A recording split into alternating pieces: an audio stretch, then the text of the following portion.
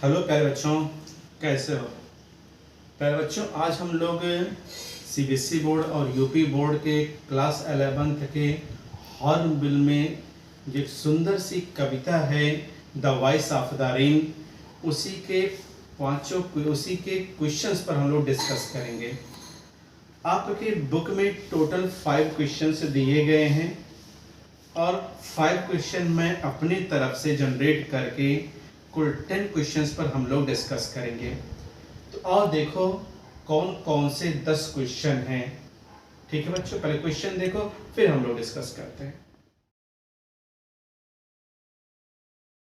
आपने प्रश्न देख लिया बच्चों कि कौन से 10 प्रश्न हैं। आप थोड़ा सा फिर से एक बार देख लो कि इस कविता में कवि ने जब वर्षा की मधुरता को देखा, वर्षा के सॉफ्ट फॉलिंग शावर को देखा तो उनसे रहा नहीं जाता है और वो उस पानी की बूंदों से, वर्षा की बूंदों से प्रश्न कर बैठते हैं कि कौन हो तुम। तो वर्षा की बूंदें जवाब देती हैं कि मैं भूमि की कविता हूँ, परम शाश्वत हूँ। मैं धरती से अथाह धरती से अथाह सागर की गहराइयों से उठती हूँ, आसमान में जाती हूँ और आसमान में जाकर के मेरा रूप बदल जाता है। फिर मैं वहीं से वर्षा के बूंदों के रूप में, बारिश के रूप में धरा पर गिरती हूँ, समस्त सूखों को धोती हूँ। धरा पर जितने भी छोटे छोटे एटॉमिक्स हैं उनको धोती हूँ, जितने भी सूखी सूखी धूलें हैं सबको मैं तर करती हूँ। और धरा के भीतर जो बीज हैं, जो अअंकुरित हैं, जिसमें से अंकुर नहीं फूटे हैं, उनको उगने में, उनको स्प्राउट होने में मैं उनकी मदद करती हूँ। मैं सतत ऐसे चलती हूँ, दिन रात चलती हूँ और अपने स्रोतों को जीवन प्रदान करती हूँ। धरा के समस्त चीज़ों को सौंदर्य प्रदान करती हूँ। बिल्कुल कवि वर्षा की तुलना गीत से करता है और कहता है कि जिस तरीके से एक गीत अपने जन्म स्थान से निकलती है, अपनी उपलब्धियों को पूर्ण करती है, घूमती भटकती है, चाहे कोई उसे सुने चाहे ना सुने, चाहे उसे कोई केयर करे या ना केयर करे, और बड़े ही प्रेम के साथ वो फिर से अपने उसी स्रोत पे लौट जाती है जहाँ से वो निकली रहती है। तो ये कविता है प्यारे बच्चों। और इसके 10 क्वेश्चन को हम लोग देखते हैं। इसका जो पहला क्वेश्चन है कि there are 2 voice in the poem, कि इस कविता में 2 आवाजें हैं। Who do they belong to, वो किससे संबंधित हैं। व्हिच लाइन्स इंडिकेट दिस, और यह लाइन क्या इंडिकेट करती है। ध्यान से पहले प्रश्न देख लेना कि आखिर इसमें, तो क्वेश्चन में देख लो फिर से एक बार बेटा कि there are 2 voices in the poem, इस कविता में 2 आवाजें हैं। Who do they belong to, ये किससे संबंधित है। तो बनाओ क्या, दीज माने ये 2 आवाजें एक वर्षा की है और एक कवि की है। तो आप बनाना चाहो तो आप कैसे बनाओगे, these 2 voices belong to the poet and the rain. फिर समझो, the 2 voices belong to the poet and the rain. फिर पूछ रहा है व्हिच लाइन्स इंडिकेट दिस, कौन सी लाइन इनको इंगित करती है। तो आप याद रखो बच्चों, फर्स्ट, सेकंड और थर्ड, ये 3 लाइन, प्रथम 3 लाइन कवि को इंडिकेट करती है, यानी कवि ने कहा है। और फिर 4 से लेकर के 9 लाइन तक ये रेन ने कहा है। तो आप इसको लिखोगे कैसे कि the lines first and 2 line ही है, the first and second line are said by the poet and the lines from 3rd to 9th are said by the rain. अब ये समझ में, फिर समझ लो क्या कह रहा है कि इस कविता में कौन सी 2 आवाजें हैं, किससे संबंधित है और ये किस लाइन में इंगित की गई हैं। तो इस पोयम में 2 आवाजें हैं, एक कवि की है, एक वर्षा की है। प्रथम और द्वितीय लाइन कवि ने कहा है और थर्ड से लेकर के 9 लाइन तक की कविता वर्षा ने कहा है। ठीक है, दूसरा question, what does the phrase strange to tell mean? Strange to tell का मतलब क्या है? स्ट्रेंज टू टेल का मतलब है प्यारे बच्चों कि यह एक अनयूजुअल एक्स्ट्रा ऑर्डिनरी बात थी कि वर्षा की बूंदों ने कवि के प्रश्नों का जवाब दिया था, इसीलिए यहाँ पर स्ट्रेंज टू टेल कहा गया है। तो बनाओगे कैसे? The phrase strange to tell means that it is an unusual and extraordinary answer given by the raindrops to the poet who asked who it was। या आप इसी को चाहो दूसरे तरीके से भी बना सकते हो। It is strange that the rain has a voice like that of a man and it relates its own biography। याद रहेगा? तीसरा क्वेश्चन है बेटा इसमें, What is similarity between rain and music? Rain में और म्यूजिक में क्या सिमिलरिटी है? दोनों में एक ही सिमिलरिटी है कि यह अपने ओरिजिन स्थान से पर अपनी उपलब्धियों को पूर्ण करने के बाद लौट आती हैं। यही दोनों का, जहां से निकलती है वहीं पे लौट आती हैं। यानी they both rain and poem में return to the place of their origin after filling their task। जो कितना आसान है। They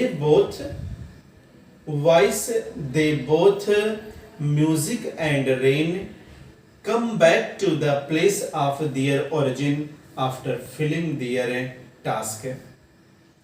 Now fourth question देखा जाए बच्चों, How is the cycle movement of rain brought out in the poem? इस कविता में रेन के कौन से साइकिल मूवमेंट को प्रस्तुत किया गया है, इसकी तुलना करो। And what you have learned in science, और विज्ञान में आपने क्या सीखा है। तो विज्ञान में आपने सीखा, पर छोटा सा हल्का समझ लो कि जो भी पानी के स्रोत हैं, जो भी जलाशय हैं, तालाब हैं, झील है, झरने हैं, विशाल महासागर है, ये जब गर्मी होती है तो वेपर के रूप में ऊपर उठते हैं, वहाँ पर जाकर के बादल का रूप धारण करते हैं और फिर सार्थक हवा मिलने पर वर्षा के बूंदों के रूप में पुनः वहीं आ जाते हैं जहाँ से ये निकले थे। ये बता रहा है। तो बनाओगे कैसे? The poet explains that the rain drops in the form of water vapour rise up from land and sea and then descend मतलब come back, descend again on the earth and dry land in order to wash it down and hence come backs to its origin. This is the cycle of rain। Science से उसका comparison देखो क्या कहता है। The science text books से that water from sources of it, for example rivers, ponds, lakes, seas, changes into vapour due to heat. These vapors go in the sky and form a cloud। When condensation takes place, the clouds make the raindrop fall on the earth। Now, fifth question. Why are the last two lines put within brackets? Question पूछ रहा है कि why are the last two lines put within bracket? कि अंतिम दो line bracket में क्यों रखी गई है। तो ध्यान रखो बेटा कि the last two lines are put within bracket, इतना क्वेश्चन में से उतार लेना, because they do not form the voice of the rain और the poet, they only contain a general observation made by the poet about the course of a song. ठीक है। Now sixth question देखा जाए बच्चों क्या है। What question does the poet ask the rain? कवि rain से कौन सा प्रश्न पूछता है? तो कवि रेन से पूछता है कि तुम अपना इंट्रोडक्शन दो, अपनी आइडेंटिटी को डिस्क्लोज करो, कौन हो तुम? तो the poet asks the rain to give gives it introduction and disclose its identity. ठीक है, एक आसान क्वेश्चन है. The poet asks the rain to give its introduction and disclose its identity. 7th question देखो बेटा. Describe the things that receive the blessing of the rain. उन चीजों को वर्णन करो जिन्हें वर्षा का आशीर्वाद मिलता है, जिन पर वर्षा गिरती है. तो बहुत सारी चीजें हैं, ड्रॉट पर, अर्थ लेयर पर, डस्टी पार्टिकल्स पर, बहुत जगह वर्षा की बूंदें गिरती हैं. पृथ्वी का कोई पार्ट ऐसा नहीं होता है जहां रेन स्पर्श ना करती हो. तो when the rain falls down the drought condition disappear and the fine particles and dusty layers of the earth get washed. ठीक है. Now, 8th question. What will happen if does not rain? क्या होगा यदि वर्षा नहीं होगी? तो आप जानते भी हो कि अगर वर्षा नहीं होगी तो बीज जो पृथ्वी के भीतर किसी हाइडन प्लेस में छिपे हुए हैं वे कभी स्प्राउट नहीं कर पाएंगे. वे तभी स्प्राउट कर पाते हैं जब वर्षा होती है. तो इसको लिखोगे कैसे? If it does not rain the seed will remains hidden and will not sprout. They will sprout and come to life when it rains. ठीक है. Next 9th question. What 2 things, 2 चीजें, does the rain do to the place of her own origin? अपनी स्रोत पर, अपने उत्पत्ति पर कौन से 2 कार्य वर्षा करती है? तो अपने उत्पत्ति पर वर्षा सिर्फ 2 कार्य मूल रूप से करती है जो इस पोयम में दर्शाया गया है. एक, अपने स्रोत को प्योरीफाई करती है, जो इम्प्योरिटीज प्राप्त कर लेते हैं उनको प्योरीफाई करती है. और दूसरा, पूरे ओरिजिन को सुंदरता प्रदान करती है. तो बनेगा क्या? The rain makes the earth pure by washing down all dust and impurities. फिर से देखो, the rain makes the earth pure by washing down all dust and impurities as well as beautifies it. ठीक है. Now last question. What does the song return? What does the song return and in what form? कहता गीत किस रूप में लौटता है? तो बनेगा क्या? The song returns duly with love to the place of her origin. ध्यान रखना, किस रूप में लौटता है? प्रेम के रूप में लौटता है. The song returns duly with love to the place of her origin. The earth in the form of shower. ठीक है. तो ये आपके बच्चों 10 क्वेश्चन हैं. और इसका हम लोग सेंट्रल आइडिया भी देख लेते हैं ताकि ये पूरा का पूरा चैप्टर खत्म रहे. तो मैंने अभी जो शुरू में हिंदी में बोला है वही वास्तव में उसका सेंट्रल आइडिया है. और इसको हम लोग एक बार इंग्लिश में भी देख लेते हैं ताकि आपके लिए और भी ये क्लियर हो जाए. और जब ये बार बार देखोगे तभी आपको क्लियर होगा, बार बार सुनोगे तभी आपको क्लियर होगा. इसलिए सब्सक्राइब चैनल को ज़रूर कर लेना ताकि वीडियो की नोटिफिकेशन मिले. और देखते हैं इसका सेंट्रल आइडिया. तो एक्सप्लेन जब करोगे बच्चों तो कैसे करोगे? तो चलो मैं बताता हूँ. The poem the voice of the rain by Walt Whitman is a beautiful conversation between the poet and the voice of the rain. इतना तो आपको मालूम है कि यह सुंदर कविता वास्तव में वर्षा और कवि के बीच एक संवाद है.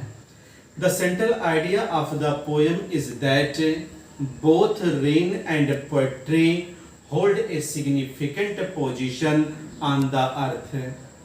And in this poem, the voice of the rain, the poet asks the rain, who it is. Then the rain strangely replies that it is the poem of the earth. It tells how it rises as vapor out of the land and sea and floats up to heaven, where it changes form and becomes a cloud.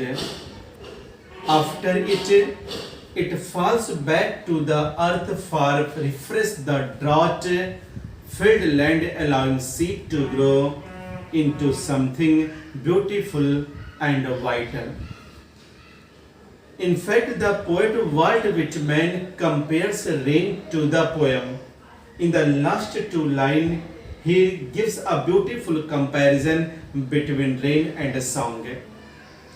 Just as rain originates from the bottom of the sea as vapor and rises to the sky, then changing as a form of a cloud and it falls down on the earth again. Similarly, the poem originates from the heart of the poet and goes to different people who appreciates and criticize it. But at the last, love comes for the poet from all the direction. It is the central idea of the poem. So you all the students see this video, hear this video again and again, so that this poem will clear your all doubt. Okay students, see you next video. Good night.